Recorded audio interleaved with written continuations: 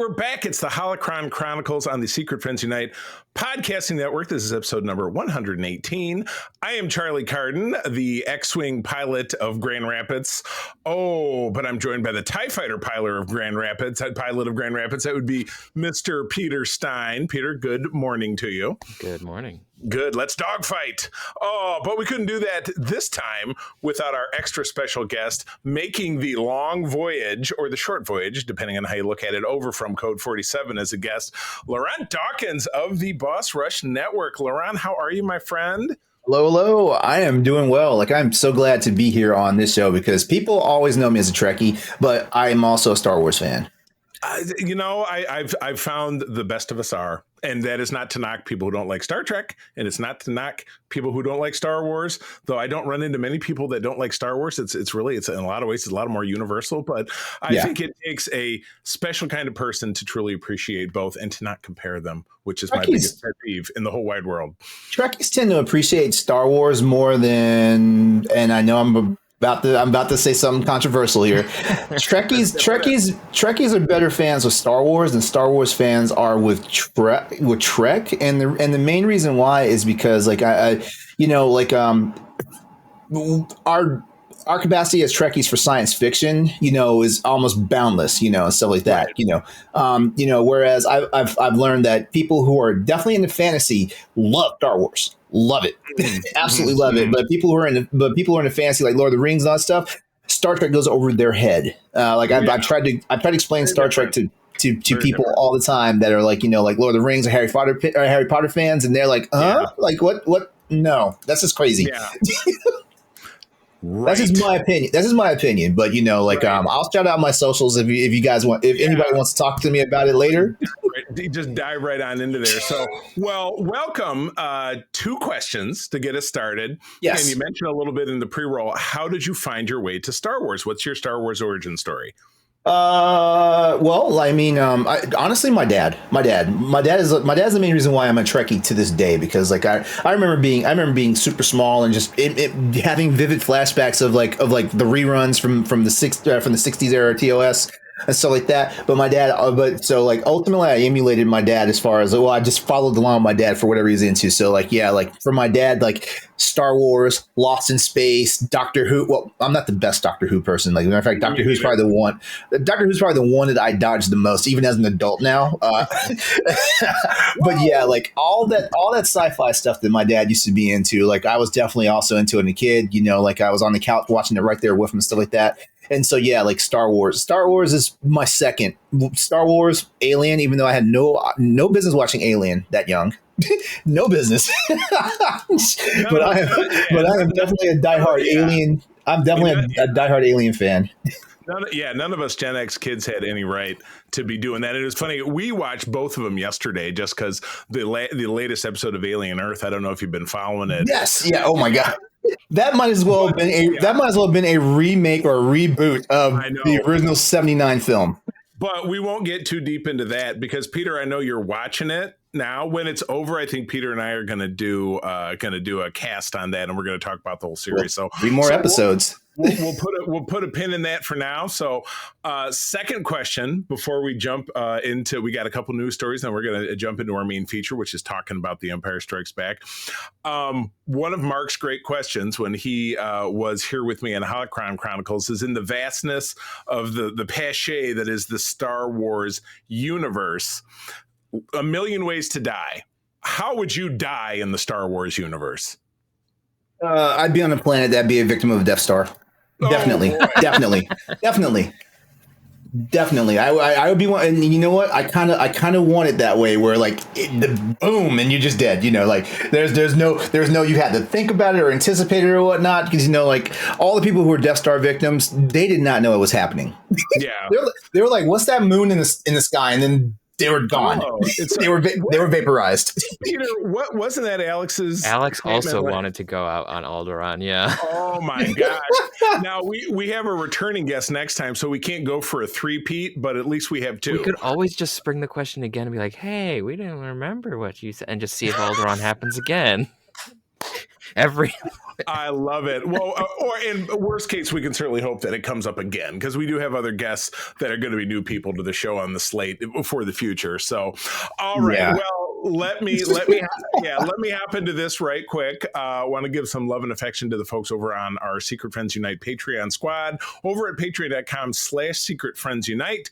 I don't read the names anymore because you know what? Y'all know who you are. If you feel differently, you want your name read, man, hit me a note. Maybe we'll bring it back. You know what? I'm keeping it flexible. But these folks get to listen to exclusive Patreon programming. The shows come out early. There's an exclusive Discord channel, all of that good stuff that we would love to have you on board with. You get to try it out for 7 days for free. Your first month, half off. And stay on board for as little as $2 a month. So it is a beautiful deal.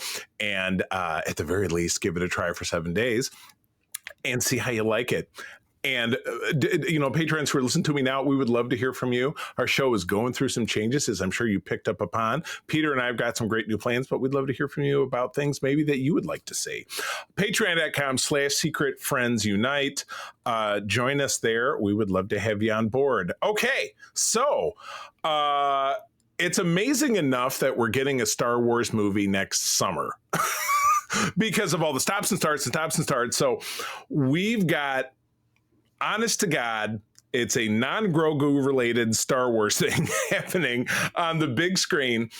We've talked about Star Wars Starfighter, but we got a first look. And again, we get our news from Star Wars newsnet.com. I like to try to keep it to one site that I think is kind of quasi-reputable, and this is the one that we go with. But we've got an official cast that has Ryan Gosling, which we already know. Mia Goth, who is the actor that Todd likes to make fun of, is that she's not a real person, but I'm sure that she's a real person.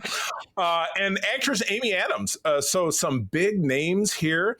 And we have a single production photo of Ryan Gosling sitting with the film's young star, Flynn Gray. So standalone adventure expected to take place 5 years after The Rise of Skywalker. We don't need to talk about The Rise of Skywalker. It has jumped forward at Lucasfilm to become the next thing after the Mando and Grogu. So there's some serious juice behind this. There's some star power, and there's a lot of excitement going on. So, Peter, you've not had a lot to say because I've been bouncing around and doing my thing. But what do you think about this project? I'm sure we've touched on it before, but bring us back up to speed. How are you feeling about Starfighter? I'm curious to see what they do with it, because I know that there was a lot of bouncing around with like Rogue Squadron and lots of other things that were in this same vein. Yeah. So stops, cancels. Also, there's been lots of crazy stuff going on with here. So I'm curious to see what they're going to do with it. Obviously, the dogfights and the starfighters are a huge part of what Star Wars is. It's in the DNA. So I'm curious to see what they're going to do with it. Are we getting like a sort of coming of age story? Or are we getting just like, hey, someone's tagging along and we get to see what's happening with the starfighter squadrons of the New Republic? I don't know. It'll be interesting. I did see in the notes of who's been cast as, we mentioned Doctor Who previously. Matt Smith is going to be in this.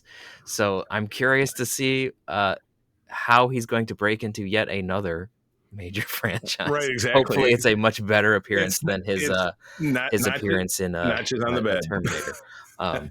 So I'm curious to see how that all works. But I have hopes. I hope we get some nicer starfighter designs, because as we all know, I'm kind of picky about ships and things. Yeah. And I wasn't the biggest fan of the T-70. So we'll see what they do, if they're going to stick with that, or if they're going to get a different type, or if they're just going to show us like, a la the X-Wing games or squadrons, and just like, here, we're going to fly all of the ships, have fun, which I would not be sad about. Yeah. Yeah. But again, has to serve the story. As much as I would be happy to just watch starships fly around and pew pew each other into oblivion, there needs to be a good story. Hopefully they got one. So. Don't pew pew us into oblivion. Laron, where do you land with Starfighter? Where do you land with Star Wars in general when it's not, the most common elements, which is the Jedi and stuff like that? Like, where do you land with the actual wars in the star part of Star Wars? How do you feel about that? In all Seriousness, I am. I'm one of those. I'm one of those people that like. I kind of want to see what's going on just outside of the stuff, which is why, honestly, like the Clone Wars, the Clone Wars series did a good job. The animated series did a good job of like not just always focusing on like the Jedi and stuff like that. I like seeing like how the entire galaxy is dealing with all this stuff. So yeah, like I'm very interested in this. Like like it's also interesting to see that it's post Empire. Which I'm like, yeah, we need more of that because the Mandalorian tried to kind of get us in there, but I also feel like the Mandalorian is also staying in its own lane in that regard. So yeah, like I actually like it when they're actually not always focused on the Jedi. Not saying the Jedi are not cool because like trust me, I can watch a lightsaber battle like nobody's business and whatnot and be just as energized. Yeah. So this like I'm keeping my eye on it. I'm hopefully optimistic on it. I don't think even the stuff that people have deemed bad Star Wars is still freaking good to me. It's almost like like when you engage in those adult time bedroom activities, even when it's bad is good for you, like that's the way I feel. Like I haven't, even though I've run across some very boring Star Wars IPs, I have not run into anyone that I've said is bad yet. Yeah. You know what? Entertainment is about being entertained, and there's no gold barometer. There's some things that people love universally, like this film that we're going to talk about, at least in my esteem. I've not really bumped into someone who claims to like Star Wars that says The Empire Strikes Back sucks. That person is probably out there. I don't know that I would want to meet them because I might be scared to death, but we shall see. So this is exciting. So yeah, 5 years set after Return of Skywalker, this is the next thing that's coming out.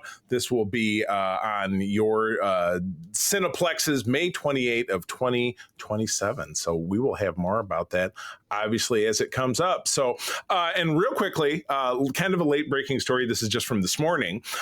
Just here over the weekend, Andor season 2, which we've talked about en masse and has widely been heralded as one of the best Star Wars things that has ever been. That's an opinion that I share. Has won 4 Emmys on the first night of the Creative Arts Emmy Awards. Now, I don't necessarily know how that's separate from the dramatic Emmys, except for if that's the exact way that I summed it up. But it won 4 awards of the 11 that it was up for, which is something that we talked about kind of in months past. So we have outstanding production design for a narrative period or fantasy program. Boy, that's a mouthful. For the great Who Are You episode, which had one of the Who Are You? One of the greatest endings I think I can think of. Outstanding fantasy and sci-fi costumes for Harvest. Outstanding picture editing for a dramatic series, again, for Who Are You? And outstanding special visual effects in a season or a movie, obviously being Big Picture. So, wow. Do you think, and again, this doesn't necessarily have it leaves 7 where they went home with nothing. And again, we've talked about this before. It was outperformed in other categories by Severance, The Boys, The Last of Us, Severance yet again. Where do you guys stand with Severance? I haven't made it all the way through Severance. I guess I wasn't as engaged. Peter, have you dabbled? LeRon, have you dabbled? Mm-hmm. Yeah, I'm all caught up on Severance. I'm kind of glad that I watched Severance. Like I waited for those seasons to do their run, and I just watched it all like front to back. So like I feel like I have a better appreciation for it, and I think this is probably the general problem I have with just the streaming era of television now. Like some of the stuff needs to be dropped all at once so people can watch. And then other things like Alien Earth, for example, like, yeah, they've got it down to where that week to week format is definitely what keeps you there. There are certain shows that I feel, and Severance is one of those shows. Like for me personally, watching it week to week, I really would have been like, I think I'm checking out now. There was the intrigue about it, with like was trying to figure out what's going on with just the main characters in general. But beyond that, like I don't feel like the substance was thick enough to say like, oh, I'm devoted. Like, but trust me, like it's one of those shows that you can watch when a whole season's out, watch it front to back, you are good to go because you get the entire message of what that season was trying to do. Right. Yeah. So Yeah, I'm so go ahead, please. Oh, I was just gonna cap it off by saying Severance is a good show, and I can understand why it gets recognition it does. But I also think I feel like science fiction as a whole just always gets like just gets like the crumbs when it comes to these award cycles and stuff like that. Because I mean like we look at the actors and like the things that go on behind and stuff like that. Trust me, Anson Mount should have already been nominated for at least 2 Emmys by now, for his work in Strange New Worlds, if not what he did in Discovery and stuff like that. And there's other characters. Rebecca Romaine. I know it's a Star Wars show, but I'm just gonna say Rebecca Romaine is probably the best Star Trek first officer to have come around since Chakotay. And that's saying a lot because Chakotay did not get a lot of recognition, but he was a damn good first officer. Yeah. Conversations for another time. Yeah, but like sci-fi just gets the short stick all the time, and it's good that it's actually that like Andor has gotten recognition in four categories and stuff like that. But come on, like some of these actors did phenomenal jobs in what they're doing. You're telling me nobody got like a nod at least, know?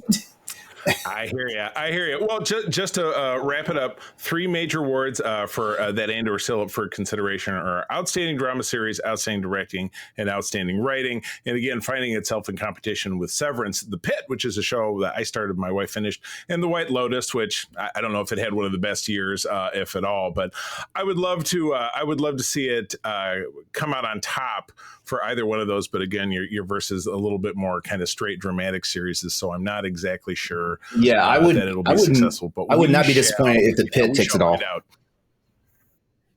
Yeah, that is what I've heard, and maybe it's due for me to go back and have a rewatch. But all right, well, let's move along to the main event. So we have been talking since Peter and I started this show about the great works of George Lucas, and now we're kind of out of that. We're now into the main body. We did talk about his 3 films. Last time we talked about obviously the Star Wars, or A New Hope as it's since become known. And now we're talking about The Empire Strikes Back, which is the seminal film for a lot of us. Peter, I believe you saw the special edition in the future, or in the theaters. You were very young. It was maybe for the first time, if I'm not mistaken. I saw A New Hope on VHS, and then I saw Empire for the first time in the theater. Right. Gotcha. And Laron, it sounds like your story might be kind of similar to mine. I've told mine before. First movie I ever saw on the big screen was The Empire back in 1980. So the same for you, it sounds like? Yeah. I remember being in the movie theater watching it, and like I remember scenes vividly, from those days that like they still translated exactly the way like once it came out for like VHS and home release and stuff like that. So yeah, Empire is the first one because like for sure like A New Hope. The only thing I remember from New Hope from being a kid had to be like when they blew up the Death Star. Like, so like use the Force, Luke. I remember that vividly, but everything else that happened before that, I was like, what? Right. It does tend to stand out. So for the uninitiated, The Empire Strikes Back, a film from 1980. The director was Irvin Kershner, and written by Lee Brackett and Lawrence Kasdan, who went on to continue to work in the Star Wars world. He was responsible. It was actually his son who is largely responsible for writing Solo, a Star Wars story, which is much maligned, and we don't need to get into that.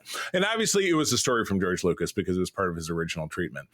The film, of course, concerns the continuing struggling of the Rebel Alliance against the Galactic Empire. Han, Chewie, and Princess Leia are all back and being chased by Darth Vader and his forces. Luke is off doing his own thing, learning about being a Jedi from a puppet named Yoda and a ghost named Obi-Wan. And in the end of it, an emotional and near-fatal confrontation with Darth Vader, Luke is presented with a horrific revelation and must face his destiny. No spoilers. I can't tell you what that revelation was. I'm just kidding.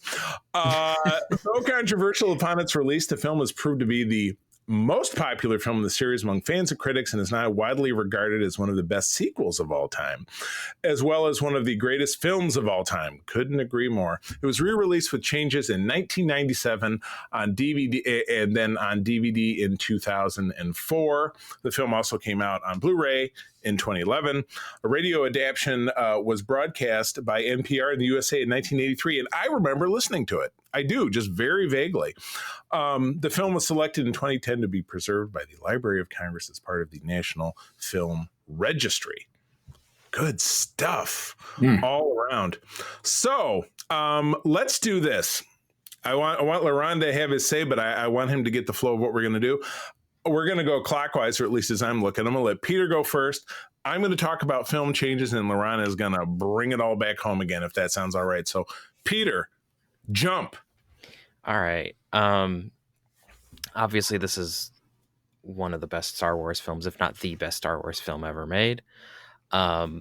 Some things that I noticed while watching it is, one, you can see that the acting has definitely improved, because I know we talked about that a little bit when we were talking about A New Hope, where we could see the difference between the big name actors like Peter Cushing and Alec Guinness, and then everybody else. But in this one, you can see that there's a lot more emoting going on. There's a lot more acting, I suppose. So not that the original hat was bad, but like, you can just see that everyone's gotten more comfortable. They know the characters more. Yeah. Some of it has to do with having a different director, because that does change dynamics. One of my favorite parts, and it's amazing that it worked as well as it did at the time, is Yoda on Dagobah, because this is Mark Hamill having to carry this whole thing talking to a Muppet. And it was carrying. And he literally carried him for part of the scene.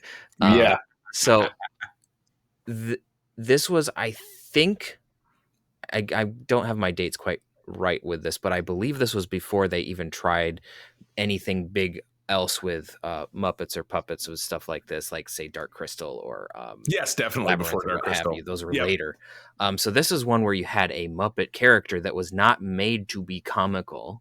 He did have funny bits when you first met him, right. Like, he was meant to be taken seriously. He's a master of the Force, and there's a thing about Yoda that really, the way that they use the puppet, the way that they managed to make him mechanically work to be more expressive with, like, his eyebrows and his eyelids, in that he felt like more like a real person, and so that really sold that in terms of how the aliens work in Star Wars. And that's probably why our expectations for later Star Wars film just keeps going up and up, because you have, like, the first example of, like, an alien that will speak with you and be a plot moving character, not just an important character, because, like, Chewbacca is an important character, but he doesn't speak English. But so a character that speaks and delivers, like, very, very, very important plot stuff, is a puppet, and they made it work. Right. And those are the scenes that, like, I remember very well as a kid, probably because Yoda was silly the first couple of minutes that you met him. Right.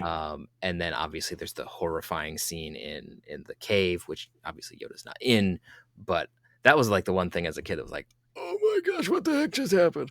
I was like, 6 when I saw this. So that's a big thing. The special effects jumped up dramatically, even if you compare it just to the original release of the original Star Wars. There's a lot more, the ship's doing a lot more crazy stuff, like the asteroid field. There's a lot of compositing that had to go on to do that. Right. So I know us living in the 21st century, like, oh yeah, just get a computer to do that. No, they had to film individual plates of all these individual rocks and put them all together on different plates, and then re-put it all together. Which is why one of them is a potato. Very famous. Yep. One of them is a potato. So, but, like, all of this crazy stuff, and, like, the every time they jump up the special effects and what they do, and it's just really, really cool. This was also the film where you felt like the Empire was a massive force to be reckoned with. Like, in the first one, you saw a Star Destroyer or two, and then you saw the Death Star, which is scary. Right. But the first time you see the Empire now is you get the brilliant music by John Williams, which, again, as I said in the previous episode, masterful choice of using motifs to tell story.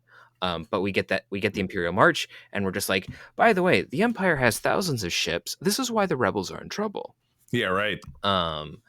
And so there's just a lot with that, where we get more world building of the Empire is dangerous, and not just in a small way. We get our first appearance of the Emperor himself, and in which we learn like, oh, he's not just, you know, a politician. He's like a bad dude who knows stuff about the Force. Like, even if we don't have the context of the prequels, which is what happened when you see this the first time, the Emperor is now, he's not just like the leader. He's Darth Vader's master in the dark arts of the Force. Right. Which is not a cool time.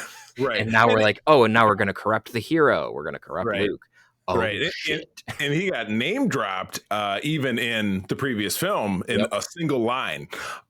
So it's like the Emperor. Okay, fine, whatever. This Darth Vader guy's really scary. But then you get, and again, when I get into talking about things that were changed in the special editions, this is a big one. Mm-hmm. But the original guy, Clive Revell, I think was his name, and I actually met him in a con several years ago, and it was really weird. April and I walked up to him and he started telling us this crazy story when I introduced myself and said, oh, you know, I think he was either messing with me or his brain was gone. Mm-hmm. But yeah, they took this guy to voice it and they put this weird like big prosthetic on his face, and he just seemed very otherworldly, and it was this spectral hologram. He didn't really know what the hell was going on. So very crazy stuff. Yep. So, all right. Well, I'm going to talk a little bit about changes to the film. Anybody probably listening to this probably has seen this film and is probably extremely familiar with it. I would be shocked. And if you're listening to this for the first time, you'd be like, oh, you spoiled it for me. I wanted you to walk through it beat by beat and tell me everything that happened in the movie. I feel like there are newborn babies in this world born with a copy of it on DVD. I'm just saying. If not, I have one and I'll swing it by my local hospital. We can get somebody started the right way. But as mentioned, Peter's first film coming out was the special edition in 1997. And as opposed to kind of what I talked about last time, where there were a lot of different changes, there were some select changes here, which I kind of feel like overall were more successful because we didn't have a Greedo shot first, Han shot first situation, which is exactly. Yeah, I see LeRon shaking his head. You know, LeRon, when you saw that in theaters for the first time, how did that make you feel? It broke my brain. It broke my brain because I did not see A New Hope in theaters at all when it was on its first run. Like I saw it on VHS and later on Laserdisc. You know, and I know for sure that never happened. So just imagine the late '90s, like when the original trilogy is doing a new run. You know, and it's the enhanced edition. You know, at that point, you know, and I saw that and I was like, wait. Did it really happen like that? Like, I didn't have a VHS tape to like go back and look at it. So like I ran around for years wondering like what the hell happened. was my figured it out for years, and I've never heard any kind of explanation of why he thought that was necessary to do that. I mean, and maybe I'm falling short. Has anybty ever heard George say, "Well, the reason I did it was blah blah blah"? Something to do, if I remember correctly, there was something that he said at one point about wanting to telegraph that Han Solo is a good person. That's what I picked up on too. Yeah. But the rest of us are like, I'm totally fine with him being a little bit of a scoundrel, not like the best person, and he grows. Right. There's nothing wrong with growth. Yeah. Right. Yeah. Exactly. But then now it opens a whole new question. Like, is Han force sensitive or something? Because like no one can see something at the speed of light coming at you fast enough to put your head to the side. You know, right. No one. Yeah, that's the force. Exactly. All right. Well, let me blast through some of these, and again. Some of these I think enhance, some of these are like, yeah, I suppose that's okay, and some of them it's like I just don't know why. So we all know, of course, that there were new scenes on Hoth filmed with a much more ferocious Wampa looking ice creature, which is a dude in a suit, where before we just had an arm and basically a Muppet that they got shoved at the camera. That was the impetus between the Wampa creature back in the day.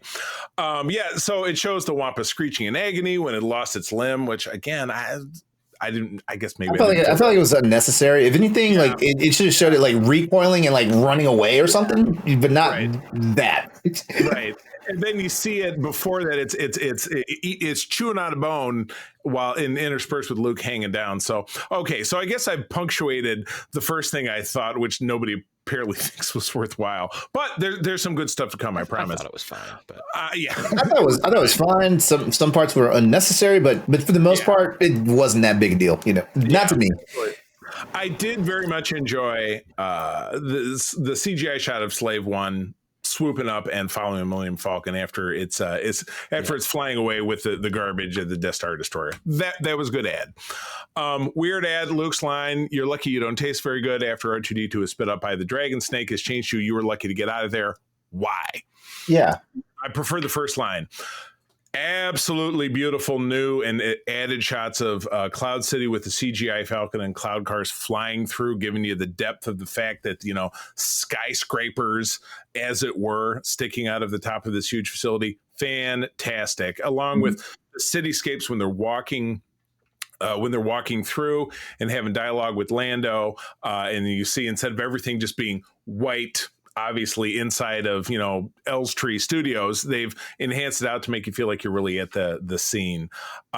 Longer footage of a cloud car doing maybe 10 seconds of a cloud car doing some navigating before it flies by the little tower.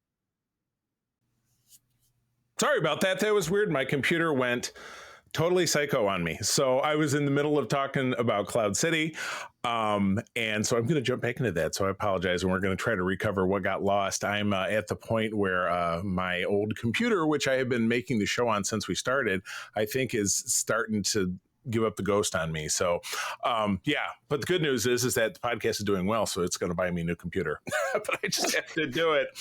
Okay, so I'll jump back into, you know, how much I really admired what they were doing with Cloud City. Thought that was some great stuff, but it was in a lot of ways kind of mired by the fact, now I'm fiddling with my microphone, sorry, kind of mired by the fact that after Luke's big defeat, Vader is now leaving Cloud City to go back to his Star Destroyer.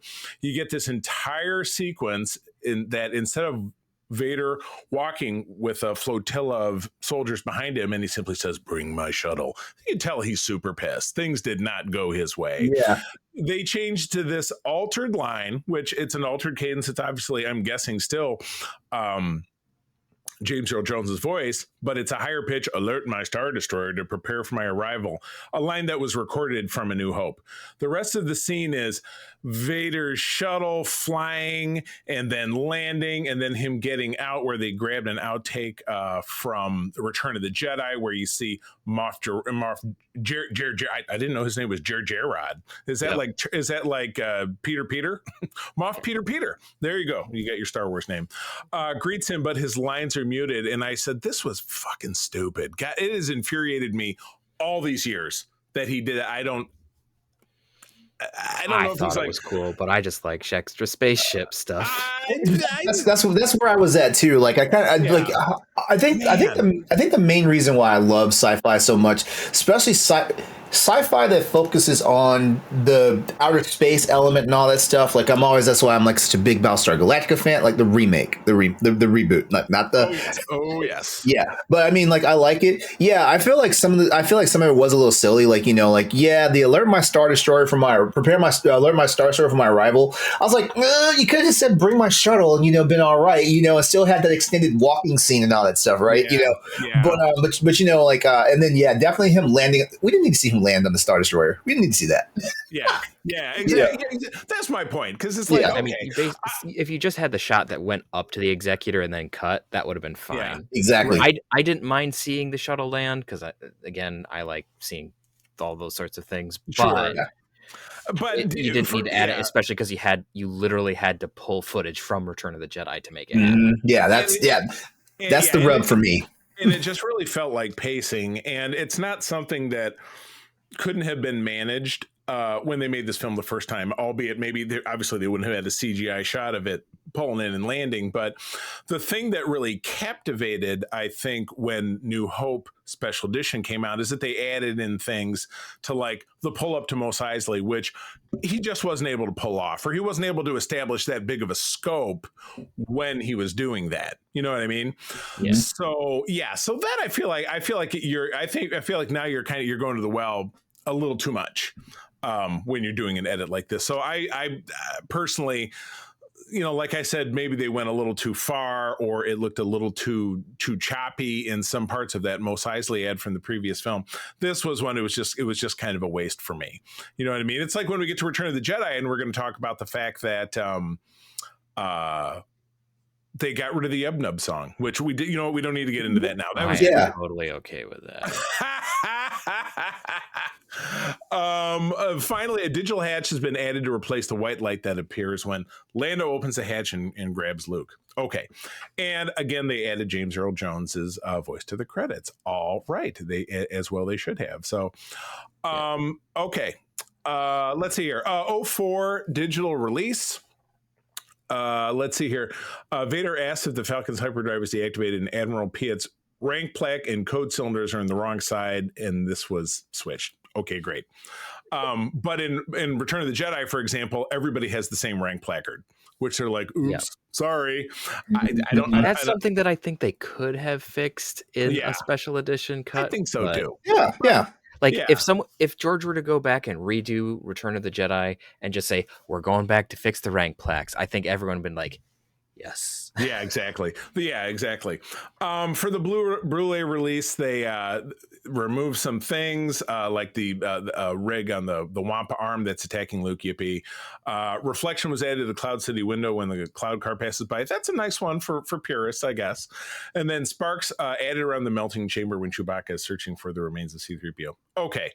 It's not the rock in front of R2-D2, which I raged about last time in the Tatooine desert. That was really making me nuts. You know what I'm talking about? In 2019 is the most recent release that was on Disney Plus. Color correcting in Luke and Vader's duel in the Dagobah cave appears paler, and new artificial light added to Han's CGI shoulders before he was put in the carbon chamber. Wow, that's really very inside baseball. So as I said, you know, some changes. We forgot a change though. There's another important change. Please. We changed the voice of Boba Fett between the 97 release and the 04 release because we got Attack of the Clones. Oh my and gosh. then we added Tamora Morrison doing Boba Fett's voice. Well, if that was which I'm okay with, but I think that they could have done some of the cadence better because the cadence of I forget who did the voice in the original, but the cadence of the original actor was a little bit more menacing, whereas Tamora Morrison was kind of doing. It was kind of an iteration on the clones. Right. A little bit more flipped and military, which didn't quite work. And then when we see him playing Boba Fett later, it doesn't match. So it's more of a cadence thing, but I like the fact that the voices match. Yes, I grew up with the prequels. You can, use your Death Star on me. It's okay. No. I agree with it because like that was also a shock to my system. Actually, like I was like, I appreciate that they did it. Because the one thing I will say is that George Lucas and just Lucasfilm as a whole, they appreciate their catalog of actors and stuff like that. So any way, shape, chance, or form they can get them to come back in any way to like do something. Particularly, especially if like certain actors have either moved on or completely retired and do not want anything to do with the franchise, for example, or other ones are just no longer with us, stuff like that. I love the appreciation they have for the catalog of actors that are still around to do whatever they need to do and stuff like that. So I understand it. I can appreciate it, but at the same time, it was also one of those things I was like, did it need to be touched? I don't think so. Yeah. I definitely feel like we were getting into the territory here where they just kind of needed to leave well enough alone. Yeah. But all right. Well, LeRon, I'm going to let you take us home before I read some feedback from our listeners from the socials. But give me your, of other things. What haven't we said? What as far as your experience of this film and where it lives for you in your life and then in the Star Wars pantheon? Okay, so in my personal opinion, and also like I feel like as far as like all.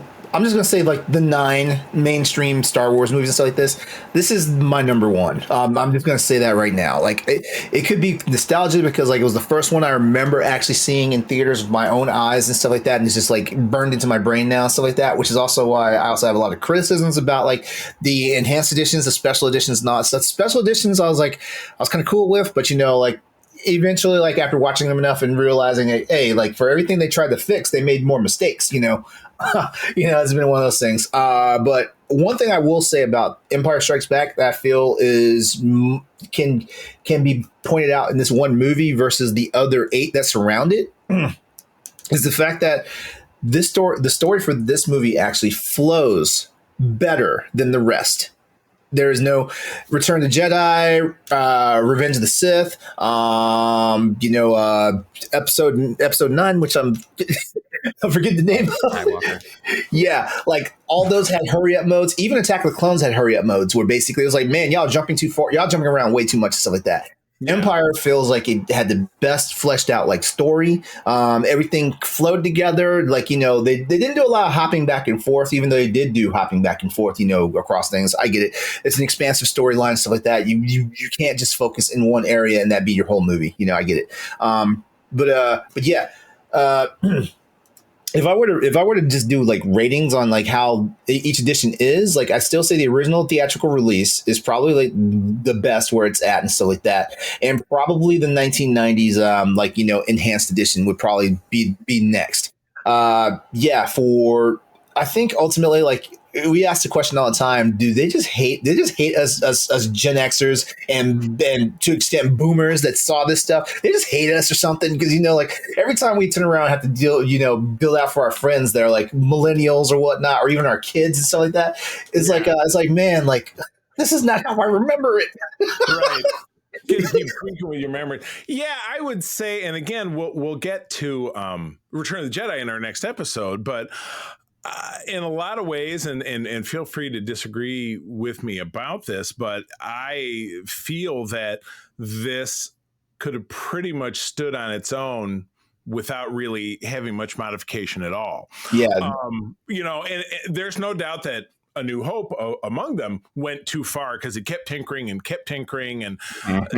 the who shot first, and then the rocks in front of R2D2, which I still just can't let go because it just every time April and I watch it, we're just like, why are those rocks? How did it even get in there? To bring that back again. As a creative myself, because I write, I do fiction writing and stuff like that, and I've gone back and looked at some of the stuff that I've done over the years, or back when I was a teenager and stuff like that, and I respect George Lucas for just wanting to make it better, flesh it out better and stuff like that. But I also feel like sometimes, like especially like for Academy Award winning films and stuff like that, don't if it won the awards, like now you're just like ruining it by trying to like clean up or fix it, and stuff like that. And that's kind of where I sit at, and like I feel like Empire did not have the most egregious errors, egregious mistakes as far as like execution when it came to like these later on editions after theatrical release. I think New Hope like takes the cake on that one. There's a lot of stuff in Return of the Jedi that, in my opinion, they didn't need to touch. I felt like that was almost a perfect movie, with the exception of like just they were in hurry up mode for a lot of the storyline, beyond that, some of the things I loved about some of the remakes, though, like I love the whole Cloud City stuff, like when they were showing them arriving in Cloud City, like actually give more exposition and dialogue about why they were being shot at and stuff like that. All the stuff they did with Lando and Vader. Like the stuff that they kind of threw in there, because I think ultimately, I think the timer said there was like an extra 70 some odd seconds of Lando interacting with Vader and the Empire, and it actually fleshed it out a little bit better, let you know, like, hey, his hands really were tied. It wasn't him just being like, a douchebag, stuff like that, so more dialogue with him walking out from the torture room, I believe. Yes. Yeah, that stuff right there. Yeah.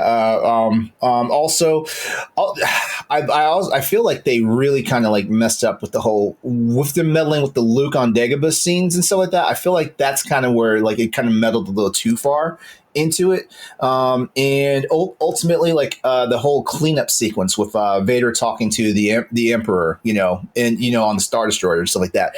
I feel like that, it was great what it was originally. I do like that they did like redo it so like it actually showed like the Palpatine actor instead versus, but like they could have left it. They could have left the original in there, and then when our headcanon could have been they're in the middle of an asteroid field. There's disruptions going on. That's what I think too. Is that it's having Suri and McDermott in there as well. Sure, it was a nod to what was to come, but you're right. Could very easily be explained away by you're not getting the best picture, and plus Palpatine was known to distort his image anyway when he broadcast, so that people didn't see he was all desiccated and gross. But also the character went on to have all these different clone bodies because being part of the dark side eats you up inside. So it seemed like there was there was a lot of stuff that they could have just kind of left on the table. Yeah. So yeah, Peter, any final thoughts about changes to the film or the film overall before we move on to comments? Well, I think that most of the changes in Empire were fine because in part because there was the least amount done. Yeah, I Because agree. it didn't need a whole lot. And most of the stuff that was changed, we don't really notice because it was most of like the cleanups of the blue screen in like the asteroids and things. right. You don't have the black lines around the ships anymore. So if you really, really pay attention, yes, you can see some of the plates, but that's just how it works. Right. But I Yeah. think them cleaning that up was good. I like when you do a little bit of cleanup. As we know from over on 47, I am a huge continuity person, so I enjoy the little tweaks where like things are being brought together. While I sometimes have mixed feelings about like, hey, this was the original take, and I don't like when we like memory hole the old version, but I'm not opposed to like making updates like, hey, this is the continuity version. Like it's not drastically changing the story, it's just like making some visual changes or what have you so that it looks similar. Yeah. Okay, fine. If you this is not inconsistent with how I am over on Code 47, guys, so don't come after me.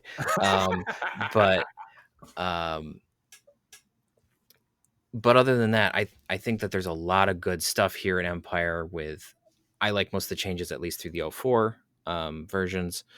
And then obviously this is just a really, really good story, and having that twist at the end with Vader being Luke's father, the first time you see it, if you have no context, you're like, oh no. Yeah, right. Even just somebody, and like who on earth hadn't seen the first film, who was an adult or a teenager, whatever it is, because you probably saw it a couple of years ago. You're like, oh my God, kind of came out of left field. But even just watching the movie and seeing that Vader was a super bad guy choking people and, blowing stuff up, you just know that he's the villain. And to find out that our hero is spawned from the villain, it's like, I don't know what the hell's going on. No, it's of the twists in film, it's a really, really good twist. Yeah, it's a good twist. And it's handled very, very well in the film. And the fact that they kept it under wraps so well. Like, it was only Lucas, Kasdan, Mark Hamill, and James Earl Jones and Kirshner that knew. That was it. Yeah. Nobody else knew. Yeah, It was different dialogue on set.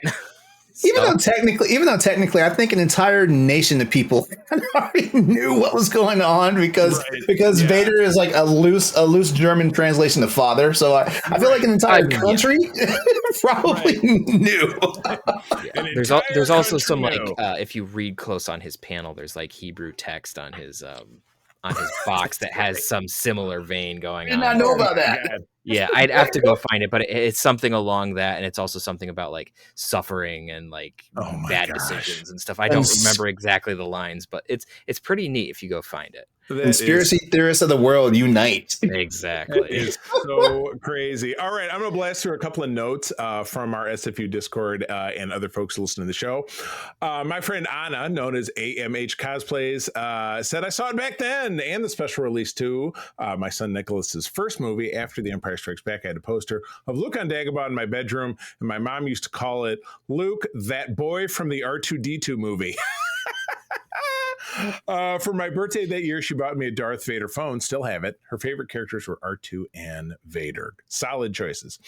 Our birdie Kurt Krug messaged me some Empire Strikes Back trivia. Kurt actually here in Michigan at the Redford Theater in Metro Detroit just hosted a showing of The Empire Strikes Back just this past weekend. So how apropos that we're talking about this, and then Kurt, who's a good buddy of the show, was recently involved in this. So a couple of pieces of trivia. Lucas offered directorship to David Lynch. That's a pretty famous story. Wow. Who turned it down. I'd be curious to know why he turned it down. Maybe he wasn't into franchise films at that time. Who knows? Billy D. Williams auditioned for the Han Solo role in the original. And as we all know, he's wearing Han's clothes at the end of the movie, which makes perfect sense. He needed a change of clothes. That was Han's basically mobile home. So all his clothes were there. They were roughly the same size. Plus maybe Lando had because it used to be his ship, he had like a little cubby where he had like a stash of clothes change. He was like, here's my clothes. I totally get it. The I give secret that one to cubby that Lando. Han never found. Yeah, exactly. Yeah. So yeah, the little hidden brick. Our buddy Schloss Ritter over on the Discord, ESB was likely my first theatrical Star Wars experience. We get that from a lot of us.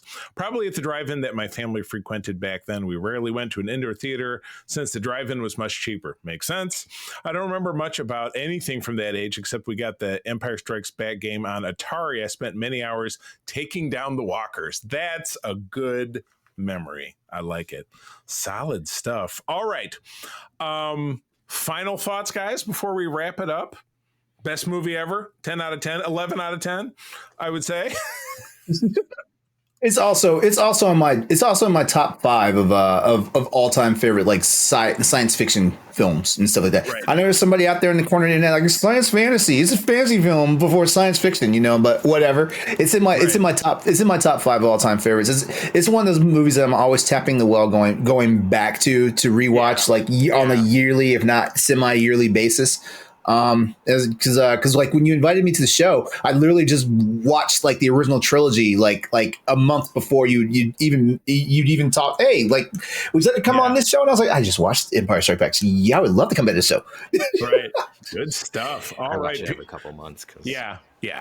It's good. It's good background radiation. Well, that wraps us up for the show. LeRon, where do people find you out there if they want to keep talking about The Empire Strikes Back?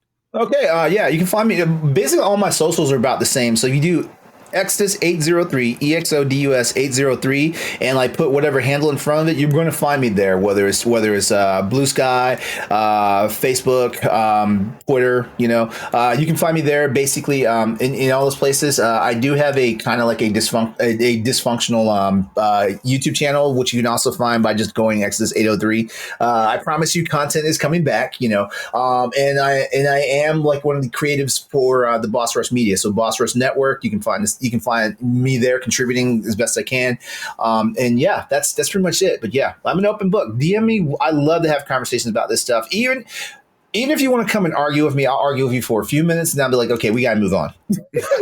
Life just can't be about arguments. Exactly. Discourses, yes, but full on arguments, like I'll entertain you for a couple of lines and I'm done. Discussion's good. Argument, meh. Yeah, exactly correct. Peter, what about you? Well, you can find me around the interwebs at Petrus Aquinas and on most social media platforms. I exist. I don't do much on them, but you can find me. I'm mostly active on our Discord. You can also find me over on ELH's channel where I play a Star Trek Adventures game, and then you can find me behind the scenes on Starship Excelsior. I love it. And I can be found on kind of my big 3 social media, which would be Blue Sky, Threads, and Instagram. I am at the C3, TheCeeThree. But the big hit these days, come on over to our Secret Friends Unite Discord. LeRon, I don't know if we have you over there, but we'd love to have you. But that's where everybody's chatting about everything when it comes to all pop culture and all geek media. We want to have you there. So if you don't find us there when you look, drop one of us a DM and we will shoot you a note and we'll get you invited up. So with that, I'm going to say thanks for joining us as always. Sharing is caring, and keep on trucking. May the force be with you.